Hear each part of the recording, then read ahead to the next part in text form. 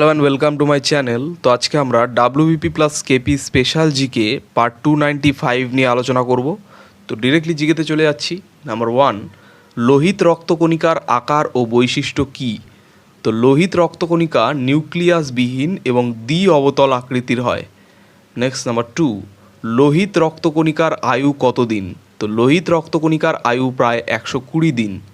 Next number 3, লোহিত রক্তকণিকা কোথায় উৎপন্ন হয়? তো লোহিত রক্তকণিকা ভ্রূণে, যকৃৎ ও প্লীহায় আর জন্মের পর অস্থিমজ্জায় উৎপন্ন হয়। নেক্সট নাম্বার 4, লোহিত রক্তকণিকার প্রধান কাজ কী? তো লোহিত রক্তকণিকার প্রধান কাজ হচ্ছে রক্তে অক্সিজেন ও কার্বন ডাই অক্সাইড পরিবহন এবং রক্তে আম্ল ক্ষারের সমতা বজায় রাখা। নেক্সট নাম্বার 5, শ্বেত রক্তকণিকা কী?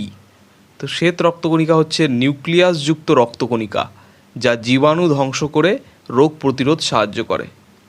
নেক্সট নাম্বার 6, লোসিকোসাইটের আকার ও কার্য কী? তো লোসিকোসাইট বা লিম্ফোসাইট এর আকার হচ্ছে বৃহৎ গোলাকার নিউক্লিয়াসযুক্ত এবং এটি অ্যান্টিবডি উৎপন্ন করে রোগ প্রতিরোধ করে। নেক্সট নাম্বার 7, শ্বেত রক্তকণিকার আয়ু কতদিন? তো শ্বেত রক্তকণিকার আয়ু হচ্ছে 1 থেকে 3 দিন। নেক্সট নাম্বার 8, বেসোফিলের আয়ু ও কাজ কী? তো বেসোফিলের আয়ু হচ্ছে 12 থেকে 15 দিন এবং এটা অস্থিমজ্জায় উৎপন্ন হয় এবং হরমোন রিলিজে বাধা দেয়। নেক্সট নাম্বার 9, ইওসিনোফিলের আয়ু কতদিন এবং কাজ কী?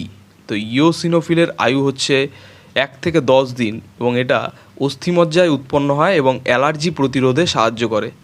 নেক্সট নাম্বার 10, নিউট্রোফিলের আয়ু ও কাজ কী? তো নিউট্রোফিলের আয়ু প্রায় 24 দিন এবং এটা অস্থিমজ্জায় উৎপন্ন হয় এবং ফেগোসাইটোসিস পদ্ধতিতে জীবাণু ধ্বংস করে থাকে। নেক্সট নাম্বার 11, অণুচক্রিকার আয়ু ও কাজ কী?